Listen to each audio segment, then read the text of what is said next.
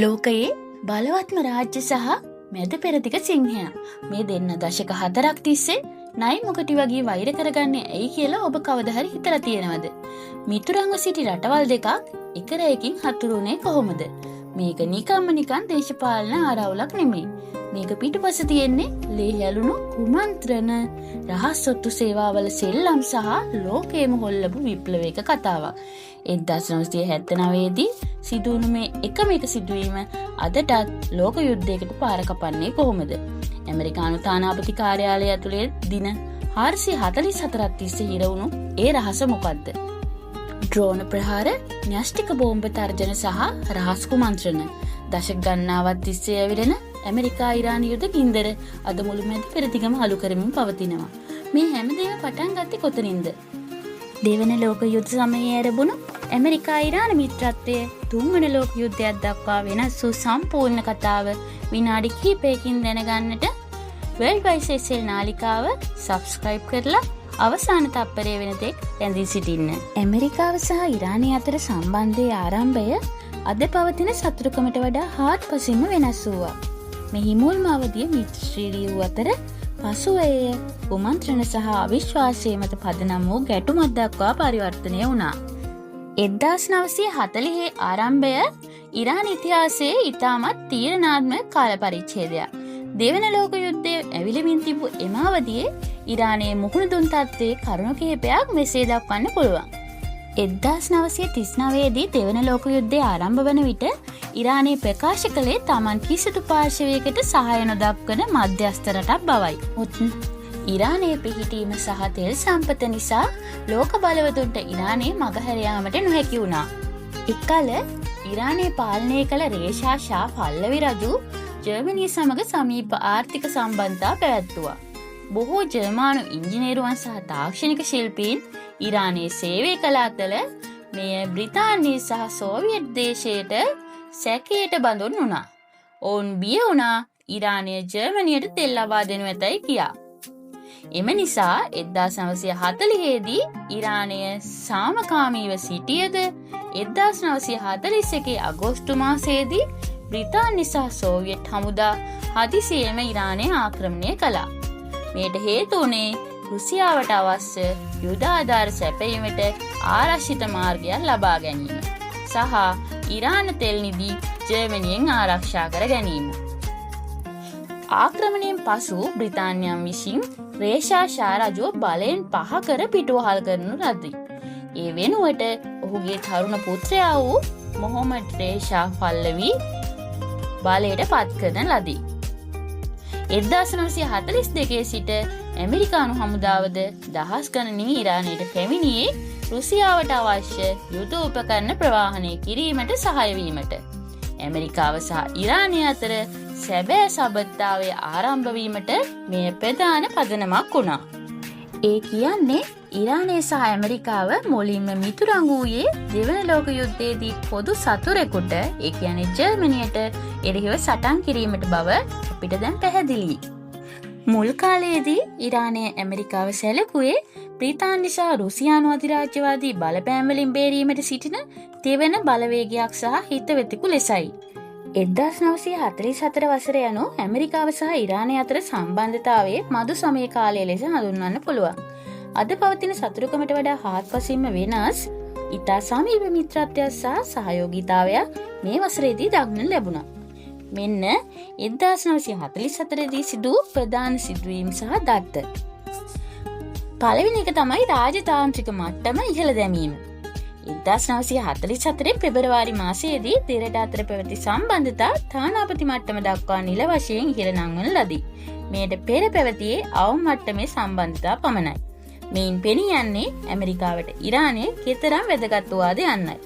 දෙවැනි එක තමයි ඇමරිකානු හමුදාව පැමිණීම.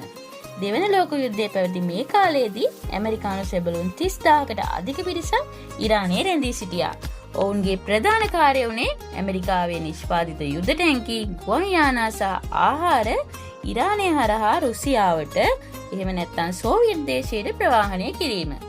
ඉරානයේ දුම්රිය මාර්ග සහ වරායවල් ඒ සඳහා නවීකරණය කළා. ඊගාවට තුන්වෙනි එක තමයි ආතර් මිල්ස් පෝගේ මෙහෙයුම. ඉරාන රජයේ ආරාධනාව මත ඇමරිකානු මූල්‍ය විශේෂඥයෙකු වූ ආතර් මිල්ස් පෝ ඉරානයේ මූල්‍ය පද්ධතිය සහ බදු ක්‍රමය ප්‍රතිසංස්කරණය කිරීමට 1944 දී ක්‍රියාකාරීව මැදිහත් වුණා. ඉරානයේ එදා තමන්ගේ ආර්ථිකය දියුණු කරගන්න සම්පූර්ණ විශ්වාසය ලැබුවේ ඇමරිකාව මතයි. අද නයි මුගටි වගේ වෛර කරන මේ රටවල් දෙක 1945 දී එකතු වෙලා රුසියාවට විරුද්ධව සටන් කළ හැටි ඔබ දන්නවද? 1945 වසර කියන්නේ ඇමරිකාව සහ ඉරානය අතර සම්බන්ධතාවයේ ඉතාමත් තීරණාත්මක හැරවුම් ලක්ෂයක්. දෙවන ලෝක යුද්ධය අවසන් වූ මෙම වසරේදී ඉරානයේ රුසියානුග්‍රහණයෙන් බේරා ගැනීමට ඉදිරිපත් වූ ප්‍රධානතම ගැලවුම්කරුවා වූයේ ඇමරිකාවයි. දෙවන ලෝක යුද්ධය අවසන් වූ පසු බ්‍රිතාන්‍ය සහ ඇමරිකානු හමුදා ඉරානයෙන් ඉවත් වීමට එකඟ වුවත් සෝවියට් රුසියාව තම හමුදාව ඉරානයේ උතුරු ප්‍රදේශයේ අසර්බයිජාන් වලින් ඉවත් කර ගැනීමට අකමැති වුණා. ඉරානයේ ස්වාධීනත්වය වෙනුවෙන් පෙනී සිටි ඇමරිකානු ජනාධිපති හැරි ට්‍රූමන් රුසියාවට දැඩි බලපෑම් එල්ල කරා ඉරානයෙන් හමුදාව ඉවත් කරගන්නා ලෙස. 1945 දී එක්සත් ජාතීන්ගේ සංවිධානය පිහිටු විට ඉරානයේ එහි ආරම්භක සමාජිකයෙකු වුණා. සෝවියට් දේශය තම රට ආක්‍රමණය කරගෙන සිටින බවට ඉරානයේ කළ ප්‍රථම නිල පැමිණිල්ලේදී ඇමරිකාව සම්පූර්ණයෙන්ම ඉරානයට සහාය පළ කරා. මෙම වසරේදී ඉරානයේ තම සෙල් සම්පත ගවේෂණය කිරීමට ඇමරිකානු සමාගම් වලට ආරාධනය කිරීමට පටන් ගත්තා. බ්‍රිතාන්‍ය තෙල් ඒකාධිකාරය බිඳ දැමීමට ඉරානයට අවශ්‍ය වුණු නිසා ඒ සඳහා ඔවුන් තෝරගත්තේ ඇමරිකාවයි. ඇමරිකාවේ පූර්ණ සහයෝගය ඇතිව ඉරානය රුසියාවට විරුද්ධව කළ රාජ්‍යතාන්ත්‍රික සටන ජයග්‍රහණය කළ අතර 1946 මැයි මාසය වන විට රුසියානු හමුදා ඉරානයෙන් ඉවත් වීමට එකඟ වුණා. 1947 වෙනකොට ඇමරිකාව සහ ඉරානය අතර තිබුණේ අඹයාලුකමක්. ඉරාන හමුදාවට ඇමරිකාවෙන් ආයුධ ලැබුණා, පුහුණුව ලැබුණා. ඒ කාලේ ඉරාන වැසියෝ හිතුවේ ඇමරිකාව කියන්නේ තමන්ගේ රට රුසියාවෙන් බේරගන්න ඉන්න එකම ගැලවුම්කරුවා කියලා. අපි බලමු විස්තරාත්මකව මොකද වුණේ කියලා. 1947 වසර කියන්නේ ඇමරිකාව සහ ඉරානය අතර සම්බන්ධතාවය තවත් ශක්තිමත් වුණු, ඒ වගේම මුළු ලෝකයේම දේශපාලනය වෙනස් වුණු වසරක්. 1947 මාර්තු මාසයේදී ඇමරිකානු ජනාධිපති හැරි ට්‍රූමන් ඉතාමත් වැදගත් ප්‍රකාශයක් කළා. ඔහු පැවසුවා ලෝකයේ කමියුනිස්ට්වාදය, ඒ කියන්නේ රුසියානු බලපෑමට එරෙහිව සටන් කරන ඕනෑම රටකට ඇමරිකාව උදව් කරනවා කියලා. මේ ප්‍රතිපත්තිය යටතේ ඉරානයට විශාල වශයෙන් මිලිටරි සහ ආර්ථික ආධාර ලබා දීමට ඇමරිකාව තීරණය කළා. ඉරානයේ සැලකුවේ මැද පෙරදිග කමියුනිස්ට්වාදයේ වළක්වන ප්‍රධාන බලකොටුව විදිහටයි. 1947 ඔක්තෝබර් 6 වෙනි දින ඇමරිකාව සහ ඉරානය අතර විශේෂ කිවිසුමක් අත්සන් කරා. මෙයින් ඇමරිකානු හමුදා උපදේශකයන්ට ඉරාන හමුදාව පුහුණු කිරීමට සහ නවීකරණය කිරීමට අවසර ලැබුණා. මෙතෙන් සිට ඉරාන හමුදාව සම්පූර්ණයෙන්ම ඇමරිකානු අවියායුධ සහ තාක්ෂණය මත යැපෙන්න පටන් ගත්තා. 1946 දී රුසියානු හමුදා ඉවත් කරගන්නකොට ඉරානය පොරොන්දු වෙලා තිබුණා උතුරු ඉරානයේ තෙල් කැරීම් වලට රුසියාවට අවස්ථාව දෙනවා කියලා. නමුත් 1947 දී ඉරාන පාර්ලිමේන්තුවේදී මේ පොරොන්දුව ප්‍රතික්ෂේප කළා. ඇමරිකාව මෙහිදී රහසින් ඉරාන පාර්ලිමේන්තුවට සහාය දුන්නා. මේ නිසා රුසියාව සහ ඉරානය අතර සම්බන්ධතා පළදුණු අතර ඇමරිකාව සහ ඉරානය අතර තවත් සමීප සම්බන්ධතා ඇති වුණා. 1948 වෙනකොට ඉරානයේ පාලනය තුළේ ඇමරිකානු උපදේශකයෙක් නැති තැනක් තිබුණේ නැහැ. ඉරානයේ පාරවල් හදන්න, ඉස්කෝල හදන්න විතරක් නෙමෙයි, හමුදාව පුහුණු කරන්නත් ඇමරිකාව උදව් කළා. ඇත්තට මේ කාලේ ඉරානය කියන්නේ මැද පෙරදිග තිබුණු ඇමරිකානු මධ්‍යස්ථානයක් වගේ. ඉරානයේ සිය ප්‍රථම සත්අවුරුදු සංවර්ධන සැලැස්ම ආරම්භ කළේ 1948 වසරේදී. මෙහි විශේෂත්වය වන්නේ මෙම සැලැස්ම සකස් කිරීමට ඉරානයට උදව් කළේ ඇමරිකානු සමාගමක් වීමයි. කුෂි කර්මාන්තය, සෞඛ්‍ය සහ අධ්‍යාපනය දියුණු කිරීමට ඇමරිකානු විශේෂඥයන් විශාල පිරිසක් ඉරානයට පැමිණියා. 1947 දී අත්සන් කළ ගිවිසුම අනුව 1948 දී ඇමරිකාව ඉරානයට ලබා දෙන යුද ආධාර ප්‍රමාණය වැඩි කළා.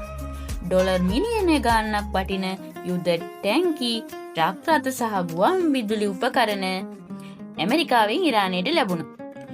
ඉරාන හමුදාව මැද පෙරදිග ශක්තිමත්ම හමුදාවක් බවට පත් කිරීමට ඇමරිකාව පදනම දැමුවේ මේ වසරේදී. 1948 දී ලෝකයේ පුරාම සීතල යුද්ධය උස්සන්න වුණා. උදාහරණයක් ලෙස බර්ලින් අවහිරය. මේ නිසා ඇමරිකාවට ඉරානය රන්නාකරයක් වගේ වුණා. රුසියාවට ඉරානය අල්ලා ගැනීමට ඉඩ නොදීම ඇමරිකාවේ ප්‍රධානම විදේශ ප්‍රතිපත්තිය බවට පත් වුණා. 1949 වසර කියන්නේ ඇමරිකා ඉරාන සම්බන්ධතාවයේ මිත්‍රත්වයේ උපරිම අවස්ථාව සන්තුවන් කරන වසරයි. මෙහි විශේෂතම සිදුවීම වුණේ ඉරාන පාලක මොහොමඩ් රේෂා ෂා රජු ප්‍රථම වතාවට ඇමරිකාවේ නිල සංචාරයක නිරත වීම. තරුණ ෂා රජු දින 40ක දැවැන්ත සංචාරයක් සඳහා ඇමරිකාවට ගියා. ඇමරිකානු ජනාධිපති හැරි ට්‍රූමන් ඔහුව ඉතා ඉහළින් පිළිගත්තා. නිව්යෝක් නුවර වීදි දිගේ රජු යන විට මල් වැසි වස්සමින් ඇමරිකානු ජනතාව ඔහුට ආචාර කළා. ඉරානයේ සත්අවුරුදු සංවර්ධන සැලැස්මට තවත් මූල්‍ය ආධාර සහ නවීන අවිආයුධ ලබා ගැනීම තමයි මෙහි ප්‍රධාන අරමුණ වුණේ. 1949 මැයි මාසයේදී ඇමරිකාව සහ ඉරානය අතර තවත් වැදගත් ආරක්ෂක ගිවිසුමක් අත්සන් කෙරුණා. මෙයින් ඇමරිකාව ඉරානයට යුද නැව්, ප්‍රහාර ගුවන් යානා සහ නවීන රේඩාර් පද්ධති ලබා දීමට පොරොන්දු වුණා. ඉරානය මැද පෙරදිග කමියුනිස්ට් විරෝධී ප්‍රධානතම මුරපොළ ලෙස ඇමරිකාව නිල වශයෙන් පිළිගත්තා. ඉරානයේ එවකට සිටි ඇමරිකානු තානාපති ජෝර්ජ් ඇලන් ඉරාන පාර්ලිමේන්තුව තුළ ඉතා බලවත් පුද්ගලයෙකු වුණා. රුසියාවට එරෙහිව ස්ථාවරයක සිටීමට ඔහු ඉරාන රජයට නිරන්තරයෙන් උපදෙස් දුන්නා. ඇමරිකාව ඉරානයේ අභ්‍යන්තර දේශපාලනයට කෙතරම් සමීප වුණාද කියලා මෙයින් පැහැදිලි වෙනවා. අපිට අවබෝධ වෙනවා 1949 වෙනකොට ඉරාන රජු ඇමරිකාවේ වීරයෙක් වගේ පිළිගත්තා. ඔහු ඇමරිකානු ජනාධිපතියෙක් එකට වාඩි වෙලා ලෝකයේ අනාගතය ගැන සැලසුම් කළා. අද දකින මේ සතුටකමේ හෙවණැල්ලවත් එදා තිබුණේ නැහැ. හැබැයි 1950 වෙන විට මේ හැමදේම උඩු යටිකුරු කරන ලොකු කුණාටුවක් ආවා. 1950 දී ඇමරිකා ඉරාන සම්බන්ධතාවයේ සුන්දර මිත්‍රත්වයේ අවසන් වී දැවැන්ත දේශපාලන කුණාටුවක් ආරම්භ වුණා. මෙම වසරේදී තමයි ඉරාන ඉතිහාසය වෙනස් කළ අතිශය ජනප්‍රිය නායකයා වූ මොහොමඩ් මොසාඩෙක් කරලියට එන්නේ. ඒ කාලේ ඉරානයේ තෙල් සම්පත පාලනය කළේ බ්‍රිතාන්‍යයට අයත් ඇන්ග්ලෝ ඉරානියන් ඔයිල් කම්පැනි AIOC විසින්. 1950 වන විට ඉරාන ජනතාව තුළ බ්‍රිතාන්‍යයට එරෙහිව දැඩි විරෝධතාවයක් මතුවුණා. බ්‍රිතාන්‍ය තෙල් ලාභයෙන් වැඩි කොටසක් Taman සතු කරගෙන ඉරානයට ඉතා සුළු මුදලක් ලබා දීම තමයි ඒකට හේතුව. පාර්ලිමේන්තු මන්ත්‍රීවරයෙකු මොසාඩෙක් ඉරාන තෙල් කර්මාන්තය බ්‍රිතාන්‍යයෙන් උදුරාගෙන ජනසතු කළ යුතු බවට හඬ නැගුවේ 1950 වර්ෂයේ ආරම්භයේදී. මෙහිදී බ්‍රිතාන්‍ය සහ ඉරානය අතර ගැටුම දුටු ඇමරිකාව බ්‍රිතාන්‍යයට උපදෙස් දුන්නේ ලාභය 50-50 ලෙස බෙදා ගන්න ලෙසයි. ඒ කියන්නේ සෞදි අරාබියේ ඇමරිකානු සමාගම් කළාක් වගේ. නමුත් බ්‍රිතාන්‍යයට එකගුණේ නැහැ. මෙහිදී ඇමරිකාව මුලින් පෙනී සිටියේ ඉරානයට සාධාරණයේ ඉටුවිය යුතු බව පවසන සාමකාමී මැදිහත්කරුවෙකු වගේ. 1950 මැයි 23 වන දින ඇමරිකාව සහ ඉරානය අතර තවත් වැදගත් ආරක්ෂක ගිවිසුමක් අත්සන් කෙරුණා. ඒ කියන්නේ Foreign Four ප්‍රෝග්‍රෑම්. ඇමරිකානු ජනාධිපති ට්‍රූමන්ගේ Foreign Four වැඩසටහන යටතේ ඉරානයට තාක්ෂණික සහ ආර්ථික ආධාර ලබා දීම තවදුරටත් පුළුල් වුණා. ඉරානයේ ගම්මාන ප්‍රදේශවල සෞඛ්‍ය සහ කෘෂිකර්මාන්තය දියුණු කිරීමට ඇමරිකානු ස්වේච්ඡා සේවකයන් සහ විශේෂඥයන් සිය ගණනින් ඉරානයට පැමිණියේ මේ වසරේදී. 1950 වසර කියන්නේ නිහඬ කුණාටුවක් ආරම්භ වුණු කාලයක්. ඉරාන ජනතාව තමන්ගේ රටේ තෙල් සම්පත බ්‍රිතාන්‍යයෙන් නිදහස් කරගන්න පාර කපද්දී ඇමරිකාවේ හිටියේ තමන්ගේ මිත්‍ර බ්‍රිතාන්‍ය සහ ඉරානය අතර මැද හිර වෙලා. හැබැයි මේ අවිනිශ්චිත තත්ත්වය තමයි ඊළඟ වසරේදී ලෝකයේම හෙල්ලූ කුමන්ත්‍රණයකට පාර කැපුවේ. 1951 වසර කියන්නේ ඉරාන ඉතිහාසයේ පමණක් නෙවෙයි මුළු මහත් මැද පෙරදිග දේශපාලනයේම භූමිකම්පාවක් ඇති වූ වසරක්. මෙම වසරේදී ඇමරිකාව සහ ඉරානය අතර තිබූ මිත්‍රත්වයේ ප්‍රථම වතාවට බරපතල අභියෝගයකට ලක් වුණා. ඉරාන පාර්ලිමේන්තුවේ අතිමහත් බහුතරයගේ කැමැත්තෙන් ජනප්‍රිය නායක මොහොමඩ් මොසාඩෙක් අගමැති ධූරයට පත් වුණේ 1951 අප්‍රේල් 28 වෙනිදා. ඔහු බලයට පත් වූ විගස මුළු ලෝකයෙන්ම මවිත කරමින් ඉරාන රජය බ්‍රිතාන්‍යයට අයත් AIOC සතු සියලුම දේපළ පවරාගෙන තෙල් කර්මාන්තය ජනසතු කළා. මෙහිදී ඉරාන මතය වුණේ අපේ රටේ තෙල් සල්ලි වලින් අපේ මිනිසුන්ට ජීවත් වෙන්න අයිතියක් තියෙනවා. මේ සොරකමල් ලෙස හැඳින්වූ බ්‍රිතාන්‍ය ඉරානයට එරෙහිව යුද්ධමය ක්‍රියාමාර්ග ගැනීමට පවා තර්ජනය කළා. මෙම අර්බුදයේදී ඇමරිකාව මුලින්ම උත්සාහ කළේ මැදිහත්කාරයෙකු ලෙස කටයුතු කරන්න. ජනාධිපති ට්‍රූමන් බ්‍රිතාන්‍යයට උපදෙස් දුන්නේ ඉරානයේ ආක්‍රමණය නොකරන ලෙසයි. ඇමරිකාව බිය වුණා බ්‍රිතාන්‍ය ඉරානය ආක්‍රමණය කළොත් ඉරානය සෝවියට් රුසියාවේ සහාය පතයි කියලා. මේ අතරතුර මොසාඩෙක් අගමැතිතුමා ඇමරිකාවට ගිහිල්ලා ජනාධිපති ට්‍රූමන් හමු වුණා. ඇමරිකානු ජනතාව ඔහුව වසරේ මිනිසා ලෙස පවා තෝරා ගත්තා. නමුත් මූල්‍ය ආධාර ලබා දීමට ඇමරිකාව එකඟ වුණේ නැහැ. බ්‍රිතාන්‍ය විසින් ඉරාන තෙල් ලෝක වෙළඳපොළට විකිණීම තහනම් කරමින් නාවික අවහිරයක් පැනෙව්වේ මේ කාලෙදී. මෙහිදී ඇමරිකාව බ්‍රිතාන්‍යයට පක්ෂපාතී වෙමින් ඉරානයට මූල්‍ය ආධාර ලබා දීම නතර කරා. මෙය ඉරාන ආර්ථිකය කඩා වැටීමට මුල පිරුණා. මේ තමයි ඉරානයට ආර්ථික සම්බාධක ආරම්භ වුණු විදිහ. 1951 කියන්නේ ඉරානයේ තමන්ගේ ආත්ම අභිමානය වෙනුවෙන් ලෝක බලවතුන්ට අභියෝග කරපු අවුරුද්දක්. මොසාඩෙක් කියන ඒ දුර්වල පෙනුමක් තියෙන ශක්තිමත් නායකයා බ්‍රිතාන්‍ය සිංහයාගේ කටට අත දාලා තමන්ගේ රටේ තෙල් සම්පත ආපහු ගත්තා. හැබැයි මේ නිර්භීතකමට ඇමරිකාව දුන්න උත්තරේ තමයි අදටත් දෙරට අතර තියෙන මේ වෛරයේ පදනම. 1952 වසර කියන්නේ ඇමරිකාව සහ ඉරානය අතර තිබූ මිත්‍රත්වයේ සතුරුකමකට පෙරලෙන්න පටන් ගත් තීරණාත්මක වසරයි. බ්‍රිතාන්‍යයේ දැඩි බලපෑම නිසා ඇමරිකාව ඉරානයට උදව් කිරීම නතර කර අතර මොසාඩෙක් සහ ෂා රජු අතර බලාරක ලෙස පිටසටන් දක්වා දුරදිග ගියේ මේ වසරේදීය. 1952 ජූලි මාසයේදී අගමැති මොසාඩෙක් සහ ෂා රජු අතර ගැටුමක් ඇති වුණා. මොසාඩෙක් ආරක්ෂක අමාත්‍ය ධූරය ඉල්ලා සිටි නමුත් රජු එය ප්‍රතික්ෂේප කළ නිසා මොසාඩෙක් ඉල්ලා අස්වුණා.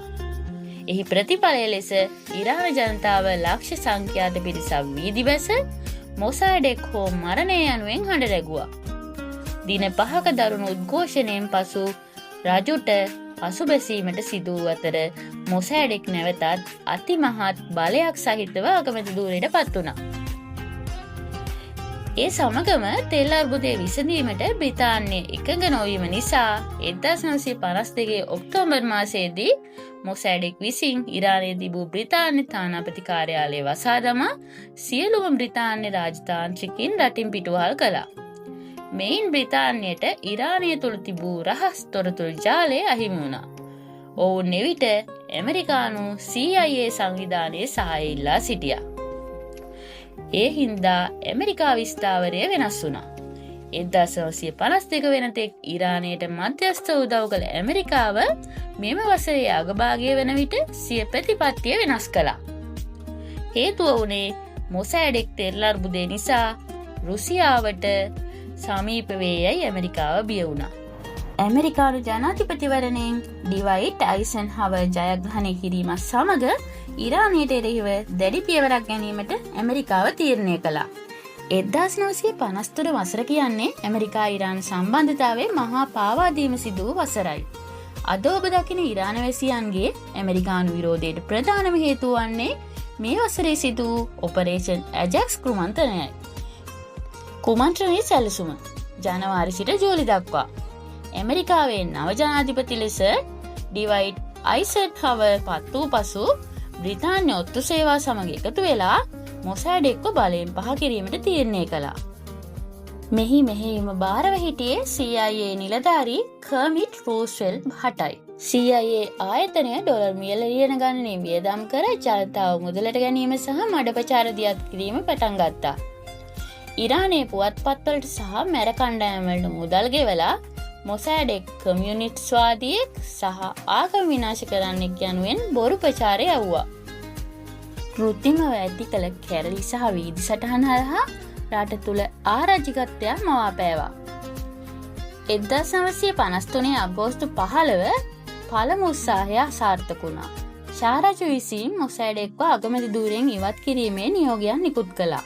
නමුත් මොසෑඩෙක්ගේ ප්‍රතික්ෂේප කර තමන්ට පක්ෂපාතී හමුදාව යොදවා කුමන්ත්‍රණකරුවන් පිරිසක් අත්අඩංගුවට ගත්තා. බියටපත් වූ ශාරජු ඉරානයෙන් පලා ගොස් රෝමයේ සැඟවුණා. අගෝස්තු 19 වෙනිදා කුමන්ත්‍රණය ජය ගැනීම. පළමු උත්සාහය අසාර්ථක වුවත් CIA නිලධාරී කර්මිට් රුස්වෙල්ට් පසුබට වුණේ නැහැ. ඔහු නැවතත් මුදල් වියදම් කර මෙර කණ්ඩායම් සහ තමන්ට හිතවත් හමුදා නිලධාරී මෙහෙවා මොසෑඩෙක්ගේ නිවස වටලා ප්‍රහාර එල්ල කරා. මෙහි ප්‍රතිඵලය වුණේ මොසෑඩෙක්ව අත්අඩංගුවට ගත්තා. ශාරජු නැවස ඉරානයට ගෙන්වලා ඔහුට අසීමිත බලයක් ලබා දුන්නා. 1953 අගෝස්තු 19 ඉරානයේ ප්‍රජාතන්ත්‍රවාදයේ මියගිය දිනය. තමන්ගේ රටේ තෙල් සම්පත තමන්ට අයිති කරගන්න හදපු වීරයාට ඇමරිකාව දුන්න තෑග්ග තමයි හිරගය. මේ කුමන්ත්‍රණයෙන් ඇමරිකාව తాවකාලිකව තෙල් සල්ලි දිනා ගත්තාත් ඔවුන්ට මුළු ඉරාන ජනතාවගේම ගෞරවය සදහටම හිමි වුණා. අද දකින නයි මුගටි වෛරයේ සැබෑ ආරම්භය තමයි මේ ඔපරේෂන් ඇජැක්ස්. අවසානයේ ඩොලර් මිලියන කිහිපයකටත් තෙල් බැරල් කිහිපයකටත් ඉරානයේ නිදහස පාවා දෙනු ලැබුවා. තමන්ගේ රටේ සම්පත් තමන්ගේම කරගන්න හීන දැකපු මොහොමඩ් මොසාඩෙක් කියන අහිංසක නායකයාට ඉතිරි වුණේ හිරගෙදර 4 රියන විතරයි. ඇමරිකානු CIA සංවිධානය එදා ජයග්‍රහණය කළා කියලා හිතුවත් ඒ ජයග්‍රහණය ඇතුලේ ඔවුන් ලෝකයට දරුණු වෛරයක බීජයක් වැපිරුවා. ප්‍රජාතන්ත්‍රවාදයේ මුර දේවතාවා කියලා තමන්ව හඳුන්වා ගන්නා ඇමරිකාව තමන්ගේ වාසිය වෙනුවෙන් තවත් රටක ප්‍රජාතන්ත්‍රවාදය අමුයේ ඝාතනය කළේ මෙහෙමයි. නමුත් කතාව මෙතනින් ඉවර නැහැ. ශාරජු බලයට පත් කළ ඇමරිකාවට ඉතිරි දශක දෙක ඇතුළත ඉරානයෙන් ලැබෙන උත්තරය මීට වඩා දරුණුයි. එදා වපුරපු ඒ වෛරය 1979 දී ගිනි කන්දක් වගේ පුපුරා යන්නේ කොහොමද? සබත්තාවල මදු සමය අවසන්. දැන් ආරම්භ වන්නේ නයි මුගටි වෛරයේ ලේ වැගිරීමේ පරිච්ඡේදයයි. අපි හමු වෙමු දෙවෙනි කොටසින්. වීඩියෝ එක වටිනවා කියලා හිතෙනවා නම් ලයික් කරන්න, කමෙන්ට් කරන්න, තවත් කෙනෙකුගේ දැනුම වෙනුවෙන් ෂෙයා කරන්න. World Wise SL නාලිකාව subscribe කරලා අනිකුත් වීඩියෝත් එක්ක එකතු වෙන්න. මේ මොහොතේ හුස්ම ගන්න අපි සදාකල් ජීවත් වෙන ජීවීන් නොවෙමු. ඉතින් hina වෙලා සතුටින් ඉන්න. ඔබ සැමට සුබ දවසක්. ස්තුතියි.